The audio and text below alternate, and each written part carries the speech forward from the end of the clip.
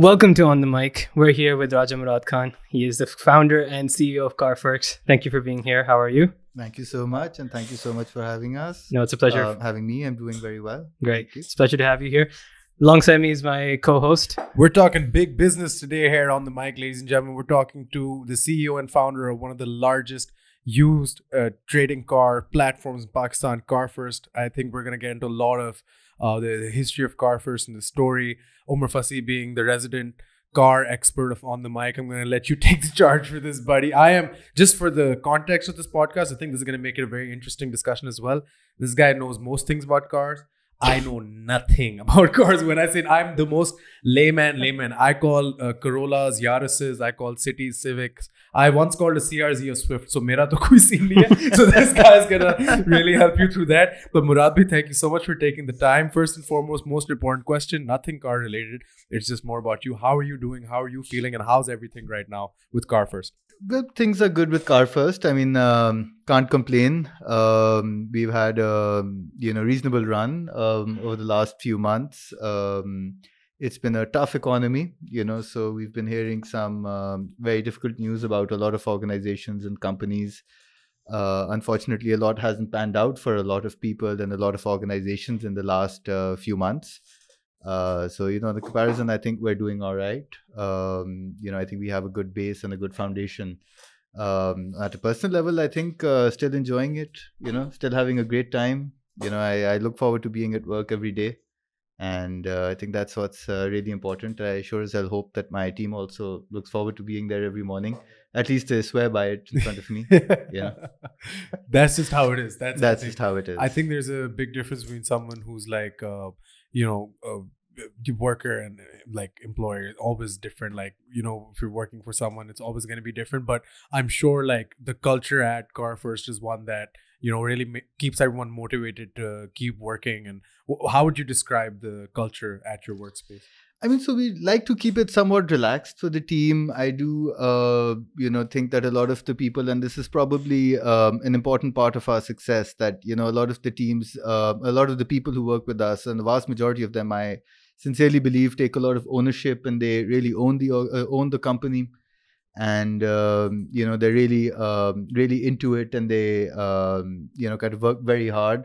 We have a great time working together. We work in a lot of teams, a lot of cross-functional teams. We do put in the hours, we do go through the grind every so often, and, really struggle when we have to. So, yeah, I mean, I see it as a great culture for, the organization. I think it's pretty healthy. Your marketing team must have a lot of fun at CarFirst as well, especially with all the programs they get to do. The marketing team, yes. I mean, it does seem like they have the most fun working at CarFirst. Our entire marketing team is based out of Karachi, so they're kind of a little further away from many of the other peeps. They've got their own little pad where they're always at it, and there's always something. There's a lot of energy in that, part of the company. There's a lot happening. Everything is, changing very quickly. They do a lot of new things. They have a lot of freedom to do, and we're very open to, newer ideas. We love giving it a shot. Somebody will come up with the most random or the, craziest idea. We'll probably be the ones to, be like, hey, if it sounds cool, if it's kosher, let's go with it. Let's give it a shot. What was that point where, for you personally, where you decided that not only like were you going to start CarFirst, but what was the inspiration behind wanting to start a business based around cars or the automotive industry in general? Like, was it a flash of like an inspiration? Oh, this is what I want to do, or did you always kind of know कि यार इसी के करीब रहना है? But what was the circumstances surrounding you wanting to start CarFirst? Like, what was the story of CarFirst? Yeah, I mean, that's pretty, I can't say that there was any one, life-changing moment in which I one day woke up and said कि मैंने गाड़ियों का काम करना है या मैंने, ये करना है or whatever. So in my case, my family's always been, very encouraging of, doing business. I do come from a family of business people, businessmen and businesswomen. All my sisters work. My mother was a businesswoman. My grandmother used to be a businesswoman. Both my grandmothers actually, and both my grandparents as well have done business. So there's always been that encouragement through school, through college. It was always, I was always taught that, give it a shot at some point. You should always, before it's too late. I was working for Rocket Internet. I was running, automotive tech side of business for them called Carmoody. And that was a business that was interesting. However, Rocket wasn't very committed to Pakistan at the time. Their focus was other markets and certain other geographies. However, the model of CarFirst was actually piloted at Rocket, and we gave it a shot, and I thought it was pretty cool. However, they didn't really want to continue with it in Pakistan. And that was kind of a time where that thing of now or never came, and I was like, give it a shot. It sounds pretty cool. And when I was planning it out and scheming, a friend of mine abroad kind of reached out, or I actually reached out, and he kind of encouraged me to go for it, and that I'll be able to secure some investments. And we were very early in terms of raising capital, because it's a very high capital sort of a business that we have. We need a lot of money, especially in the early days, to really get the ball rolling. And so that's where we essentially started. We started, towards the end of 2016. Just a few months in, we secured our first round of funding. It was one of the larger rounds in Pakistan at the time. It was, now, I mean, if I look back and compare it to some of the rounds in the country right now, it was quite a Mickey Mouse round, I'd say. But, I think it's what we needed and what was great for us. Where I was lucky was that, a lot of, the people who were working at Rocket, who had been working at Rocket and I'd worked with, a lot of them moved in with me eventually. And, these are, those are the people who kind of formed the foundation at CarFirst. So, I was very lucky to get a bunch of great people who really own it with me and who, put in, more effort, if not as much as me, over the years at CarFirst. We got our name about 6 or 7 months after we started. Well, about 3 or 4 months. What was it? What was it called? Yeah. Our company.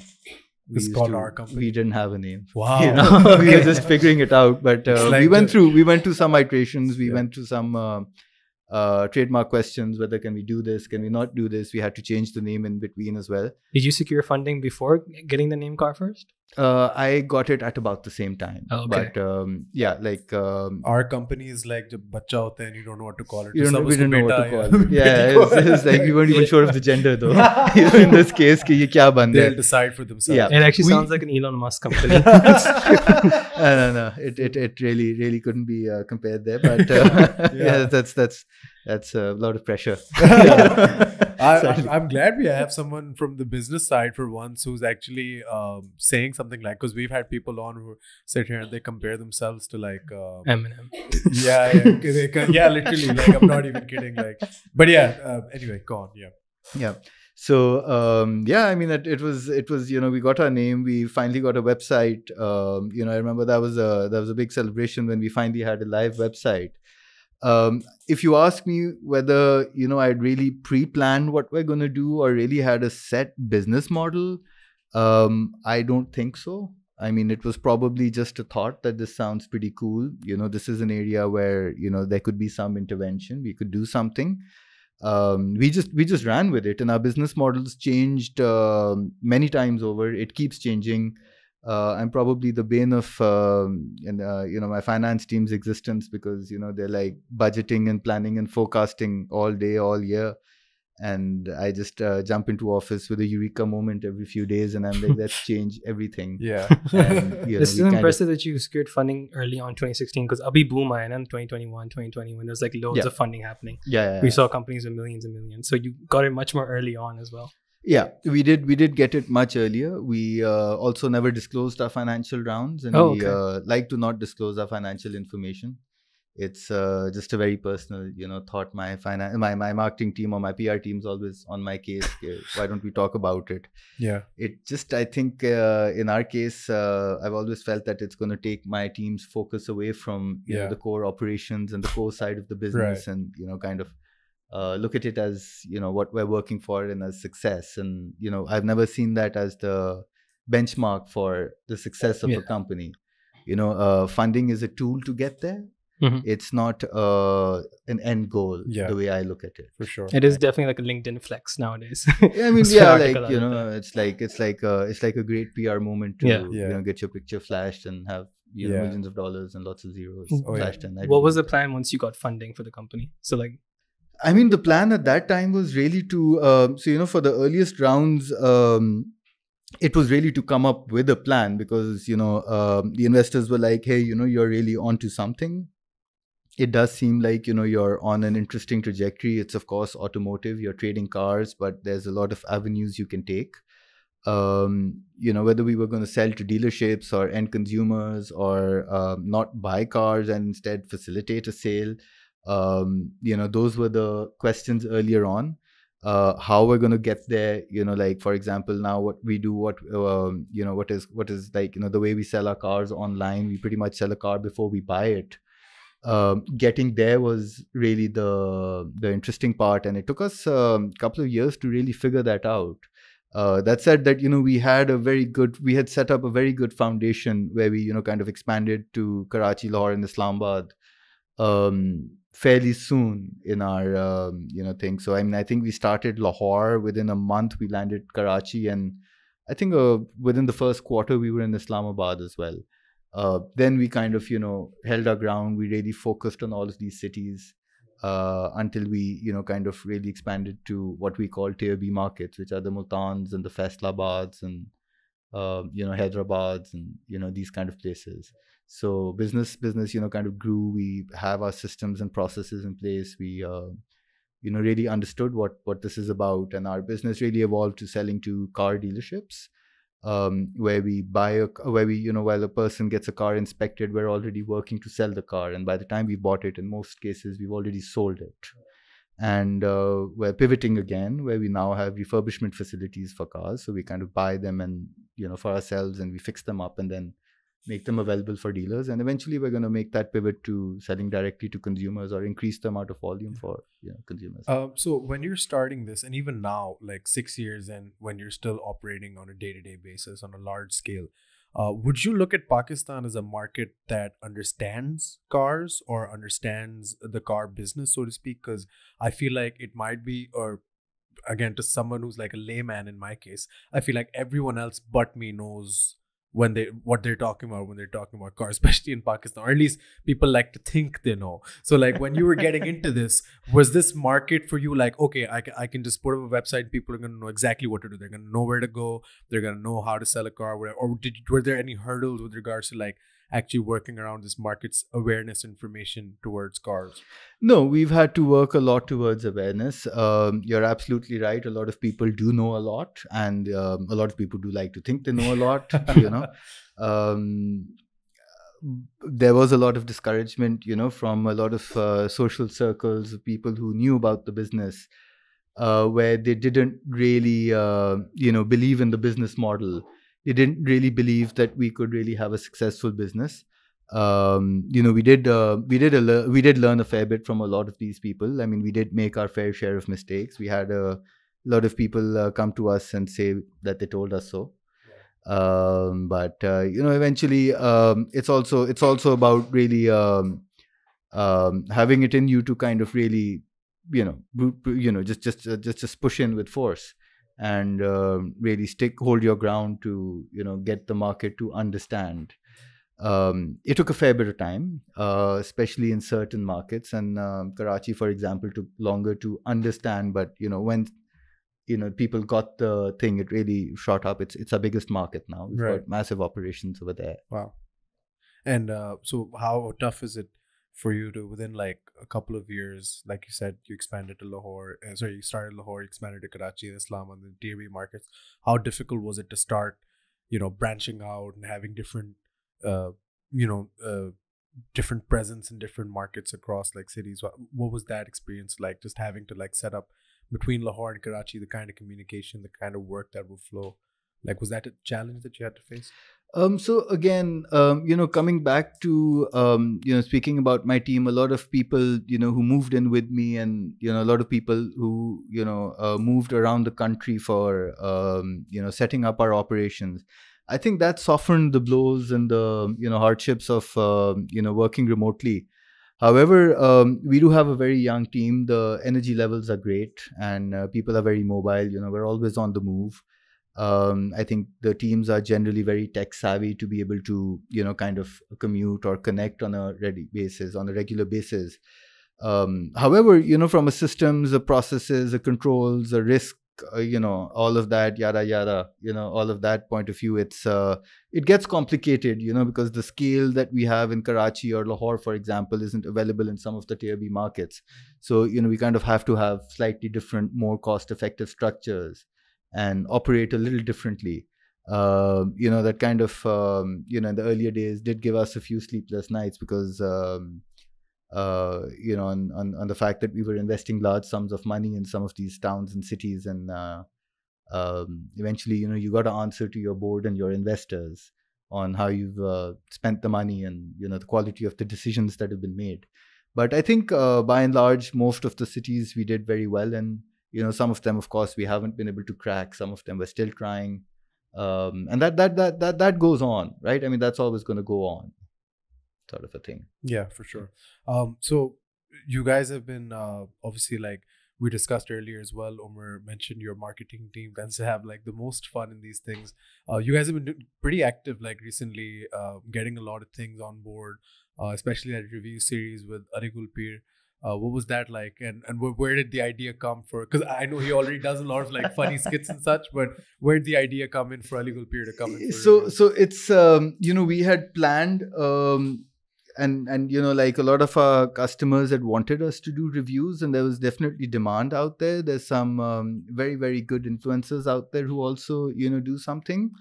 However, CarFirst is a very, we're very transaction focused, and our, core focus is, the everyday car that people drive. So, we trade a lot of Suzukis and Toyotas and Cultuses and, the Honda Civics and, the usual cars. So, the fancy German cars and all, they're not really what we're focused on. We wanted to do this review series, based on what customers ask for us to really answer the questions. And then we wanted to add some humor to it. And, I like to take a lot more of the credit than is given to me for, the idea of this review series. But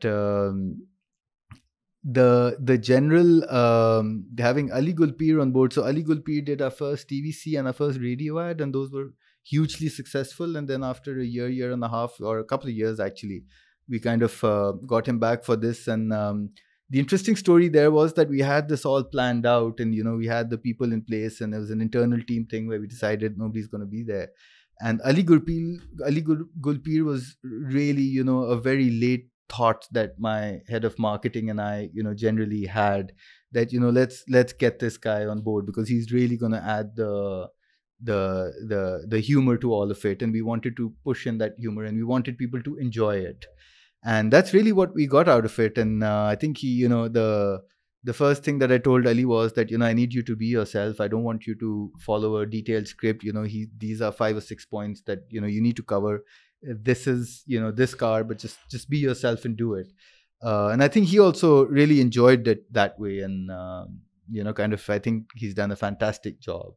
And that's something that we've always been very open with, because, when we had our entire, the first television ad that we made some years ago, is very early, it's been about 4 years or 3 years that we, went on TV for the first time. We had our entire team of directors or whatever, everybody who was involved, and Ali Gulpir and the artists. And they had planned it out and made the music and done everything. And when they got onto set, they made something completely different. Yeah. And, we took the shot at rolling it out, and I think it did phenomenally well for us.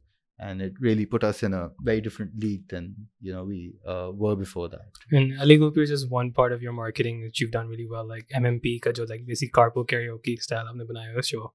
I think like your marketing team has hit the nail on the fact that Pakistan mein car tubers that are come hai, So you guys have almost your YouTube channel is almost like a car tuber channel as well. We've got Yeah, we like to. I mean, see, the thing is that we always want to do. Of course, we want to do a lot of different things. We want to kind of give a different side of things at all times. Momna's Mixed Plate, or Momna herself, she has a very different audience than Ali Gulpir, for example, or what we have, and it kind of brought us to that particular audience, and kind of humanized cars. You've had some of the same guests we've had on, like Shazadi Pirzada's been on there. He's been on the mic as well, but that's something I thought was really interesting as well. But in terms of like current situation, like does it, when cars increase in prices and things around, like how did Car First adapt to that type of change? Just at petrol prices right now, previously everything's on the rise. Yeah, right now. Everything, right? Yeah, but specifically, it's hit the automobile industry the hardest now as well. It has, right? But see, the thing, when you go into the industry in general, is that it's like the Pakistan automobile industry has always been and still is short of supply. There's a lot more demand for cars, and there's still a very long way to go before that can be covered. And hence I do think that cars are still selling. Cars are going to continue to sell for some time. I don't think we've reached a peak on where consumers are going to start walking away. In our case, where the aftermarket, right? I mean, where we're dealing in used cars, when people sell them when they need to sell them or when they want to change. In our case, when the economy kind of goes down, car prices, or used car prices kind of go down as well. But people still need to trade, right? People will still sell, people will buy. So we're kind of to quite an extent shielded from economic downfalls or economic worries or recessions. However, some of the changes that we do see is in the consumer patterns of what they're buying and what they're looking to sell, and what type of cars are depreciating more, or what kind of cars are depreciating less. At this point, with the current fuel prices, it's all about buying economy. It's buying the hybrids or the smaller engines and saving on fuel, and there's less demand for the more expensive, newer, bigger engine, bigger cars. That said, there is still demand. It's not a case where there isn't any demand, but we see a gradual shift in certain patterns. And we've seen that at all times. The other thing that we see, and we've been seeing, of course, since forever, but more so now than before, is a gradual increase in the average selling price of a car. Because that's an important number that we've always seen on what the average price of a car that we trade from the entire bucket of ours, and that's been going up pretty steadily and a bit sharper now than before. So what is, for you as a person who again deals in business in Pakistan, how would you say, or how would you describe the ease of business? And I mean like everything that includes the relationship that the government might have with its businesses. So I mean, like from taxation till any other kind of things that are involved in how your government involved with your business specifically, like without getting too political at all, to be honest. I don't want us to get political at all. I'm this is a safe space from all politics. And, you know what I mean? Like, I would like to stay very apolitical here as well. We are very apolitical. Look, we've had our fair share of run-ins. We've had our fair share of disagreements. We do have a lot of areas where we think that business could be the facilitation for business from the government could be a lot easier. We, of course, you always have to think of number of sides to each story. It has its challenges, when you're foreign funded or you've got foreign investors and the money has to come from abroad. There's a lot more check, there's a lot more question, there's a lot more documentation that you have to do around it, and statutory filings and so on and so forth. When I started Car First, we of course never knew how we're going to scale up, and a lot of it was really learning on the job. Well, pretty much all of it was learning on the job, to be honest. Little did we know the kind of questions that they're going to ask, or the kind of papers they're going to have. We're going to have to fill in. It required a lot of man hours, a lot of effort, a lot of thinking, a lot of begging and pleading, but it kind of fell into place. Once we got our house in order, it's been easier ever since. We do stay connected with a lot of government authorities. We do have a lot of discussions over the policy side of things with them. They do ask for our opinions, and they always have, and they still do. And that said, I mean, of course, there's always, as a business person, I'm always going to say that there's always room to be better, and I'm sure the government will always say there's, that they've made it pretty easy. But it's always going to be a, cat and mouse sort of. Is it hard to monitor like Pakistan's like transference of like car key ownership, because that's specifically what you deal in? Has it been easy to handle that? It is not easy to handle that. We've got a massive team that kind of, overlooks and checks every car's paper physically and, systematically within the, government departments. It's the excise department. They've started in the last few years, we've started seeing some improvements on, towards digitization.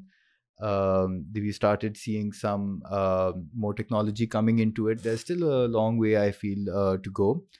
A lot of the systems and processes, a lot of the ways of doing things are quite dated, and I think there's always room to improve. And we only recently got online payments for like token car tax वो भी इतनी देर के बाद आई है about time. It's really about time.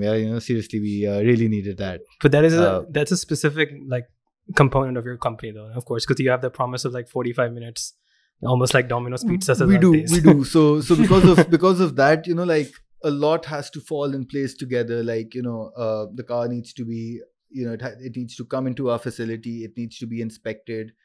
That inspection report that is made is an internal document that needs to be verified. It has to go through a quality check. The car needs to go on an auction. The papers need to be checked. The customer has to be verified, his financial details. We have to make sure that, for every car that it's not stolen or there's no serious, legal issues around the ownership. Can we make a payment to this person? Can we not make a payment to this person for whatever reason? We have to explain to the person, to a lot of the people, that we can only deal in online transfers or bank instruments and not do cash payments. All of that has to go in a very, very short period of time. In under an hour. And then we have to kind of pick up the car and,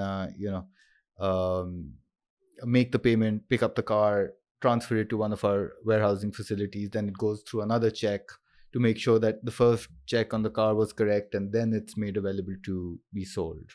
So either it's already sold and it's handed over to whoever bought it, or it goes through to our refurbishment facility and it. So how many people are working in CarFirst? That sounds like a massive team. CarFirst is about 400 people, so we've got a fairly reasonable team. And for a company that's primarily all like digital. Yeah. I mean, so digital is, yes, a big part of what we do, but there's a very big operation and a big brick and mortar. Like a lot of people would tend to not realize that. Like, I wouldn't think that you would have people who physically go and inspect car papers. I thought like they just scan it. Somebody would just sit there behind a screen and be like, yep, it's all right. So the reality is we actually do both, right? So the initial screening is scan, people looking at it, and then, our people are trained to kind of also look at them physically, and they need to look at them physically as well in, a large number of cases. A lot, people have tried funny things. Yeah. And, Actually, I was just going to get to that. Abhi maine baat ki thi about ease of business with you like a couple of questions ago. That's one perspective from the government's perspective, right? Like that's just one idea. Then the other ease of business idea is just people. Like your normal civilians who, in my opinion, by now, my professional, unprofessional opinion is that Pakistani people as a whole need therapy collectively. Like we all need some. Have you driven on the streets of Lahore or anywhere for that matter? People drive like there's some kind of I don't know what's going on. Like it's the koi na koi masla hai, and the same thing with scamming people when it comes to car sales and stuff like that. And I'm sure you must have had to deal with a lot of people trying to pull some pardon my French, shit, and then you having to kind of be like, okay, no, this is not. Was that also a big part of something that you had to work around, like scammers and stuff like that in general? We have, and we still do have to work around it. There's always people trying their luck. I don't think anybody's really thankfully gotten through our system. We've got a very strong check, a number of very strong checks which kind of put a stop through anything that's doubtful. The thing is that we deal in very large ticket sizes, right? The price of a car is high. As small or as old as a car may be, the price is still very significant. So we have to be very, very sure that we're doing it the right way. So, how we cater to that is we train our people a lot. We have a very strong L&D team. We have a very good HR team, which is built up a fantastic company or a fantastic bunch of people. We also, as an organization, don't really do a lot of lateral hirings anymore. So most of the people who join CarFirst join at a very early part of their career, and we kind of like to have them come up within the company, and we just feel that they take a lot more ownership. So fresh grads can apply, and not just like people with 1-2 year experience. we prefer fresh grads. Okay, actually. wow. Yeah, we like fresh grads coming in. Has the experience been really good as well? It's been very good for us. We've liked it. Like we've got a lot of people who joined very early. A lot of them, a few of them don't unfortunately make the mark, but the ones who do and who end up going to the grind, we like to toss them around different parts of the country. Spend some time, TB markets, do time in the fields, understand the business, and that kind of makes them ready for the the bigger roles around. So yeah, we like people to come in with. And like based around the economics of Pakistan, recently we've seen a trend, without taking any names of specific like companies or whatever. We've seen a lot of downsizing. Some companies have had to shut down that have been essentially grant funded. Or the last couple of years, similar case to yours, but of course we're not here to draw comparisons. Like, what have you, what was your experience during this time where you see other companies who are grant funded like shutting down? What were the things that you had to kind of do? I know you don't like discussing specific financials, but just overall, like, what was that? Was it a worrying time for you guys, and how did you guys persevere through that? Look, it's just one correction. These aren't grants. These are equity investments into companies. Where I totally know the difference. You're talking about the recent surge, right? Yeah. But look, it's been tough economic times, not just in Pakistan, but around the world. It's been a very high stress environment. There's a lot of things that are wrong in the world right now. And it doesn't seem to be going north anytime soon. So it's like it's been south. And unfortunately, Pakistan, along with a lot of other issues, the economy is in a tight situation. It's something that I'm sure we'll come out of very soon as well. But unfortunately, a lot of organizations haven't been able to survive for various reasons. I think there were cases where there's flawed business models. There's been the growth has been too aggressive. The investments have been too aggressive. Or in some cases they just haven't scaled up as quickly as they should have. So it's a mix of everything. It's hard to say that anybody did anything wrong. I don't think that's really necessarily the case over here. However, I think there's still a lot of room and a lot of opportunity out there, and there's a lot of funded companies doing fantastic work. I know a lot of them. I've spoken with a lot of them. That said, it's a time around the world where you're kind of more focused on efficiencies and fundamentals, and we've of course picked up on all of that, and just kind of looking at all our efficiencies and areas where we can improve and be a bit better at all points in time, maybe with a sharper eye than we ever did before. And that's really what's kind of keeping us afloat and keeping us surviving. Do you feel it's because like you started off earlier, right? 2016, Abhi jo boom aaya, it's kind of been like pushed a bit too early maybe on people? No, I don't think it's really that. I do think there's a lot more to do with the general macroeconomic condition. Okay. Dekho, capital has become really expensive around the world, and it's hard to come by, right? So it's it's now based on a lot more fundamental, or let's say it's becoming tougher to kind of pick up, and you kind of need to be growing or doing a lot more right than you did before. It's a lot less forgiving, the environment around the world. And unfortunately, a fair few companies were unable to really secure future funding rounds, and they just were running low on liquidity, and that's really been the problem, I think. Ladies and gentlemen, we're back, and it's not a lights out segment. Usually when there's technical difficulties, we're here with the different mics, or वैसे अभी भी कभी भी light जा सकती है. We're really at the whim of this country at this point. But yeah, I was just asking you about your ambition with Car First before we were rudely interrupted by the load shedding. And where you see yourself in this company going in the next 6 years or moving forward. Like, where do you see Car First? Look, we always have a lot of plans, and we just need to, given our scale now, need to, of course, think about them a lot more than we had to back in the day. Present, given the situation around the world and the economic situation, it's important to also, tread a bit more carefully than we ever did before. And we kind of keep a look at things with a sharper eye, look at our efficiencies. We want to manage our growth. We want to keep it very sustainable. Of course, the core ambition, as I always say, for the next few years is, be an even bigger car company, and then a little bigger after that. We want to, as of recently, we've set up these refurbishment facilities, which are doing very well for us.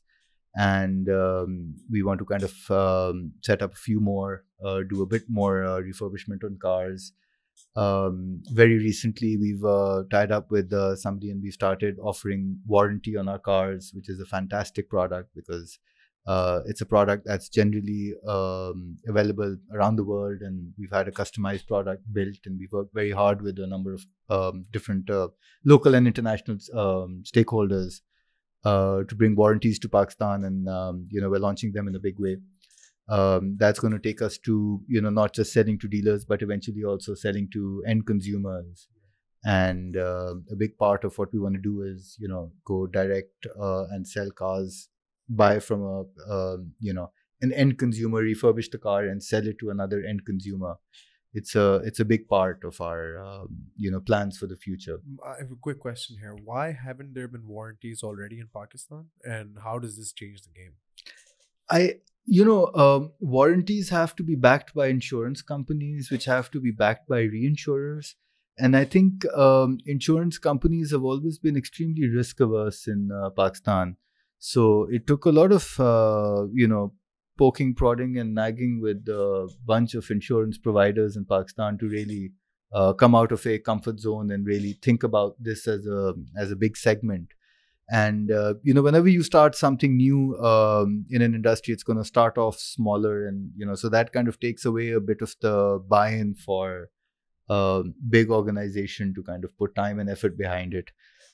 We managed to find a bunch of great partners who were willing to kind of go along in the journey. We ourselves were at a scale where it kind of did get interest from the various stakeholders, because the kind of volumes that we were committing at this time were out there. So we kind of we figured it out now, where we've kind of started the pilot run for it for the last 6 months or so. And it's going great, and I think that's something that we're going to scale up on in the next year or so. Off camera, you were telling us about something really cool, like an apprenticeship program for engineers. So we started our all the people who inspect cars in Car First, we call them diagnostic engineers. They're actually engineers. They've been through engineering school at whatever focal area within the engineering field. We bring them in right at the start of their careers, and we train them for, I think, 2 to 3 months, or up to 4 months at times. They get ready for it, and then we kind of put them out there. It's been something fantastic. It's given us fantastic results. Our accuracy with inspections is now upwards of 90-95%, in fact. and some amazing talent that's come up into the organization. A lot of these guys are taking up leadership roles. And I think what we were talking about was that fancy light, and how a bunch of these guys came in, and he's referring to a ring light, by the way, yeah, which has fallen multiple times. Yeah, it falls over multiple times. This poor thing has been subject to that. Or basically, बात यही हो रही थी कि load shedding हो रही है हमारी, तो हमारे podcast रुक जाते हैं. And then you told us you actually had a similar conundrum with, or similar situation with was it the refurbishment?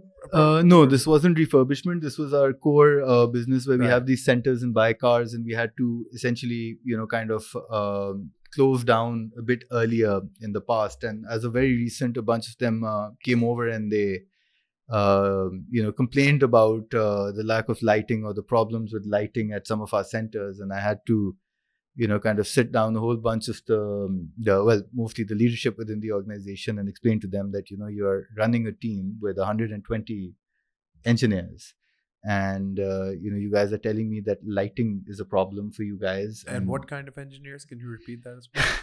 Yeah, so we've got a whole bunch of electrical engineers, we've got chemical engineers, we've got a few civil engineers, we've got automotive engineers, of course. We even have a aeronautical engineer within. We've got an aeronautical engineer, and I was like, are you making flying cars? I actually put it out to them. I was like, I pride myself as running an organization which I would like to believe can one day build a flying car. The Jetsons. And the Jetsons. The first flying car. The company name. Not a flying car. This is the first one. But yeah, I'm excited for that. Car first. First company to make a flying car. I love it. Yeah. And, essentially, it kind of challenged them to really come up with the solution themselves. And they really did. So they got one of these, a whole bunch of these lights, and the other problem was, again, power outages and power failures, and, inspecting a car without electricity, which is, of course, impossible. So they've kind of, cut them up and hot wired some battery packs onto them and made little mini UPSs themselves. And, we've rolled this out in Karachi for now, and we do inspections till later in the evening in some of our locations.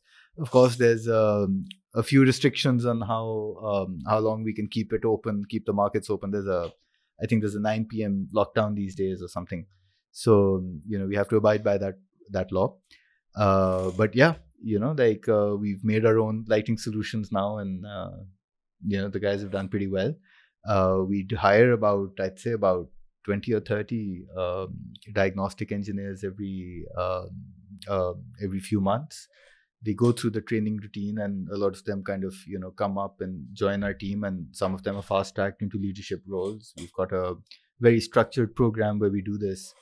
It goes with your methodology and philosophy, like hiring fresh grads as well. So it goes in. I mean, I think that was also that this program also laid the foundation of this methodology for the rest of the organization. And within this particular team, we never hire people with experience.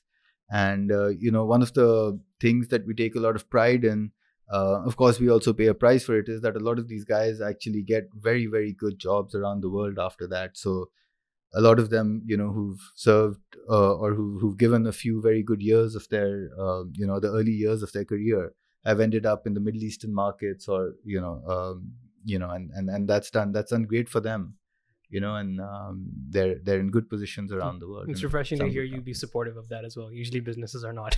No, we like to be supportive. Yeah. we do. I hate to see you leave, but I love to see you go. That kind of thing. It's not that kind of thing at all, to be honest, but it kind of makes sense. It is a very romanticized version of it. Yeah. And also I want to ask you about someone who I think we should reach out and get this person on the podcast. I'm talking about Swinery. Who was behind that, the Swinery collaboration that you guys did? And I love Swinery. I just want to put that on record. Again, your marketing team is on the button. Yeah, like they know what's fresh. Like Aligul beer fresh, Swinery super fresh. Like, what was that like? It was also another very impulse thought. I mean, somebody really just came up with the name, and I think it was a case where somebody was just looking at a video by Swinery in the office, and somebody, I remember it was my head of business intelligence, and she was like, I think it'd be really cool to have her on. That's not the person I And- thought would Yeah, recommend. You wouldn't think so, right? I mean, Intelligence. these guys, but these guys need to, kind of take a break from the number crunching Yeah. from the day. So we really had to hunt her down, and we found her. Do you know her she- real identity? No, I do Okay. not know her real identity. She was very careful about it. Yeah, of You know, course. so even I think some of the Skype meetings, I was traveling at the time, so I couldn't take part in them. But I think it was also them talking to the emoticon. And I think that would I was have gonna been ask. it would have been kind of awkward, having a call there. Like, who am I talking to? Yeah, that's what I was Like- wondering. Like, is she wearing a abaya? Like, is her video off? But then, what about her voice? That's crazy. So your meetings were with, like, would she change emojis? Like, would it be the? I don't know actually. I mean, this is something that I do need to question my team on. That's yeah? very metaverse already. Like before that even happened. That's It's insane. like, who am I really? Like it sounds so Yeah. awkward, right? I mean, yeah. talking to an emoticon. Like, you know, hi, like, swinery. Like, what do I call we're doing a business deal with a cartoon. With a giraffe. Are you serious? No, but it worked out well. That was awesome. Yeah, we I think we got great. Props to your great, business intelligence team. Yeah, props to my business intelligence team, the creative side of my business intelligence team. Also, you actually did something very historic. The first time in many years that Wasim Akram and Waqar Yunus teamed together. Yeah, so Wasim Akram we had for the year before as well. I think a lot of people, especially within my own team, really looked up to it, and we really looked up to him, and we really worked hard to be able to have him kind of be our brand ambassador, and he was there for a year. And the story there was that we actually went on to set to sign him up, and someone within the marketing team very sneakily sent me a picture of both the guys, Waqar and Wasim, standing together. And I think they were having a chat or something, and I was like, listen, I don't care what you do, I want both of them here, and I want them both to be in it together. And it took a lot of convincing, and they agreed to it, and we all had a great time with the shoot. It's done phenomenal with our numbers. We've grown a lot because of this. And it added another dimension to our brand identity. Strongest partnership since '92 then. Strongest partnership 92. Yeah. Wasim Akram, what an absolute legend. I remember like when we started pre-COVID, when we started on the mic, we had we had barely couple of hundred followers, and we just started. Yeah, subscribers, followers, both like बहुत हम लोग तब कोई इतना कुछ नहीं था. And then अभी भी नहीं है, but we're working towards it. But I remember I went to this opening, and I remember just Wasim Akram was there, and I had a guy with me with a camera, and I was supposed to do interviews with whoever. Like we went more. There's a lot of fighters there and stuff. But when I saw Wasim Akram, I was like, oh man, imagine if we can get it. I was like, there's no way. But then हम लोग इधर उधर छुपते guards के पीछे से छुपते जाके finally we got like this close to Wasim bhai. And I remember Wasim bhai was just coming out of the stage, and he was just coming down, and I was like, Wasim bhai, we're a Pakistani podcast, we just started, we have no followers, can you please do a quick interview? He looked at me like that, and he was like, Jaldi karo. I was like, wow. And then immediately I was like, yo, let's go, buddy. He switched the camera on. I was like, oh, what the hell? Wasim Akram. I was like, Pakistani living hero. Wasim Akram, how are you doing? He was like, man, theek hu. Like, it was like one of the craziest things. And that meant so much to us. And he would just go out of his way, give us like 2 minutes of a time. He gave us a great quote as well. Everything, and then that's it. Like he just did that for us. What a cool guy. No, so even in our case, he did see us as a young business at the time, and a very locally grown business and a young team, and he was very supportive in the entire conceptualization process as well. And the way he took us on board and agreed to, or the way he dealt with our teams in general, it was pretty fantastic. The both of them are absolute legendary sports people. I played a round of golf with them as well, and wow. they're That's epic. a flex. Yeah, that's a flex. That's a nice flex though, but like, very nice. Yeah, the numbers don't matter. That's better. Yeah. Wait, no, who won the golf 1, 2, 3? So we played separately. Okay. But yeah, like they're miles ahead. Let's put it that way for me. It's another world out there. They know how to swing the ball. They know how to hit the ball far as well. Yeah. Okay. That is brilliant. But yeah, I mean, wow, like this has been such a fun podcast, primarily because I do want to go on record to say, like, generally people aren't as down to earth or connected to what's going on when they're running such big businesses. And I just feel like talking to a regular dude. Yeah, And I thank think you. I that's- am a regular dude. Yeah. Most people at this level aren't. Like, I No, think- seriously, I No. just when you walked in, I was like, why don't you have a picture on LinkedIn? Why is your profile picture empty? I'm sure I have a picture. No, on you don't. I LinkedIn. checked. Oh, really? Yeah. I told It's you. hurting don't my future job prospect. Yeah, exactly. Yeah. I was like, wow, that's so weird. Oh, yeah, dude. No, it's not weird at all. The only person who wouldn't have a picture on LinkedIn is the CEO of a company. Yeah, I feel yeah, like, exactly. Because they're good. Yeah, that's true. That's true. No, that's crazy. But needless to say, like, this has been a really, really fun conversation for Yeah. us. Thank you Yeah. so much. I had a for great coming on. time as well. No, Also, thank you for actually giving us a tip. The only person who ever did that on podcast. Yeah, literally. How to yeah. fix our light issues. We're inspired now. We're gonna get. Yeah, the tip was to use a UPS. Yeah. Yeah. We didn't think of I it. don't think that counts. or to get an engineering degree in Yeah, something. that too. Even if it's aeronautical, it works apparently. But Madhvi, the last segment of the show is always the guest segment. And that is a segment where whatever you might want to say, any point you want to get across, something that you feel might be worth getting off your chest and just getting out into the ether.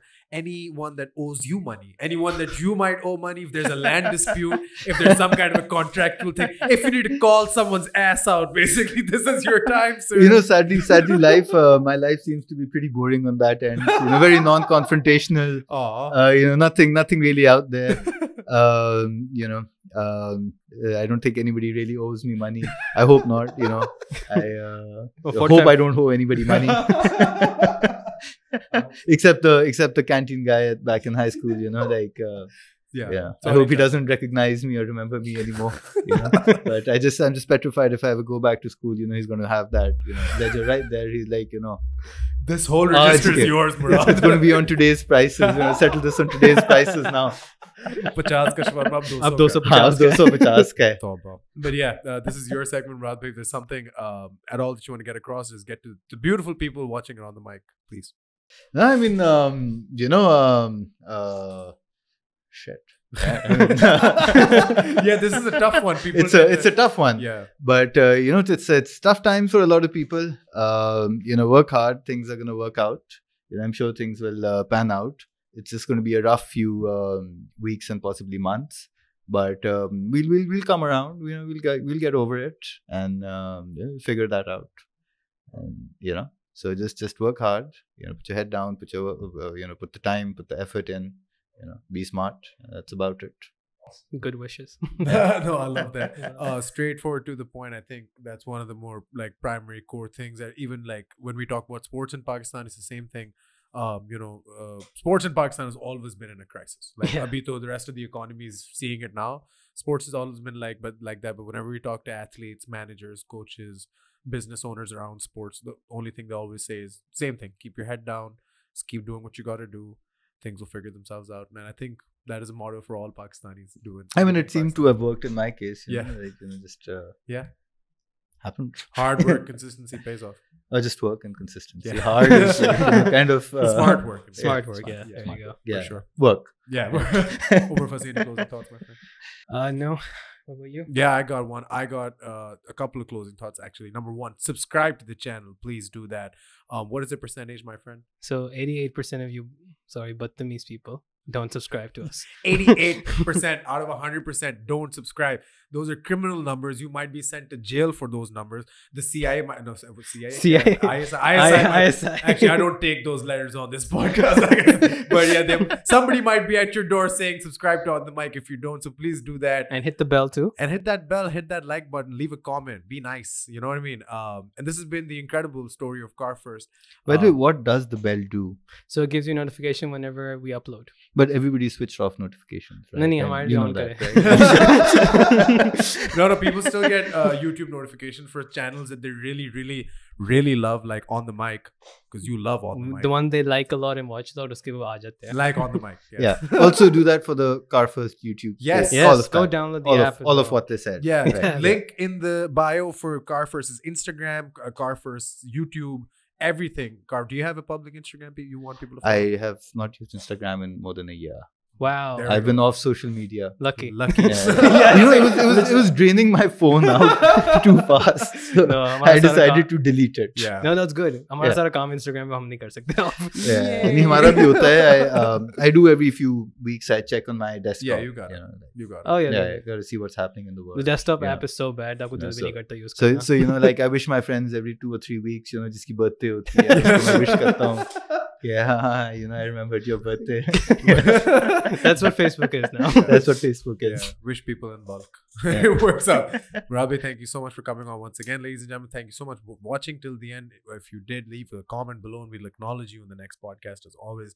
And please support Car First. Go to the links again, like we said. Hopefully, you'll be seeing a lot more of us talking businesses on the mic, talking Car First on the mic, the whole 9 yards. And for me, I just want to say the 3 words I always say to end the podcast, and that is keep it tight Bye-bye. and bye-bye. That's Umar's catchphrase. I don't have a catchphrase yet. I haven't got a catchphrase keep yet. it tight, smile is take it easy, and Mine's Umar is bye-bye. Bye-bye. But So, yeah. I'm editing this. Bye-bye.